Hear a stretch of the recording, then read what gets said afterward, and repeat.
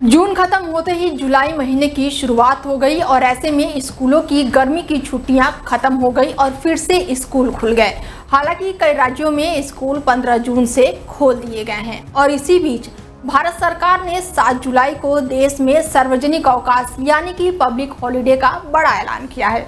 और अब आप ये सोच रहे होंगे कि आखिर इस दिन सरकार ने क्यों छुट्टी दी है, इसके पीछे की क्या वजह है। एक रिपोर्ट के मुताबिक 7 जुलाई 2025 को भारत में मुहर्रम की छुट्टी हो सकती है, जो इस्लामिक नए साल की शुरुआत का प्रतीक है। यह छुट्टी 6 या 7 जुलाई को होगी, ये चांद दिखने पर निर्भर करेगा और अभी आधिकारिक तौर पर ये 6 जुलाई को छुट्टी तय है।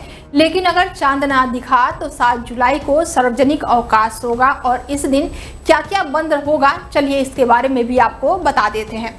बता दें कि मुहर्रम के दिन देश भर में स्कूल, कॉलेज, सरकारी दफ्तर, डाकघर और कई निजी दफ्तर बंद रहेंगे। बैंकों की भी छुट्टी होगी, यानी कि कोई भी चेक जमा करना या लोन की किस्त चुकाने या फिर दूसरे जरूरी काम हो तो 6 जुलाई तक आप निपटा सकते हैं। अगर ये छुट्टी 6 को हुई तो आप अपना काम 5 जुलाई को भी निपटा सकते हैं।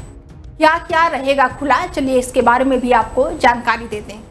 सरकारी और निजी अस्पताल, फॉरेंसिक और इमरजेंसी मेडिकल सेवाएं पूरी तरह से चालू रहेगी। पुलिस स्टेशन, फायर ब्रिगेड और अन्य आपातकालीन सेवाएं चालू रहेंगी। ट्रेन और फ्लाइटें अपनी तय शेड्यूल के हिसाब से ही चलेंगी।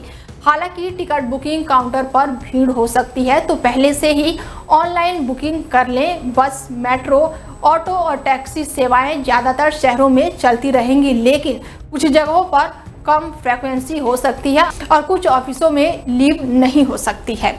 चलिए अब आपको बताते हैं कि किनको मिलेंगी सुविधाएं। मुस्लिम समुदाय के लोगों के लिए इस दिन उन्हें काम से राहत मिल सकती है।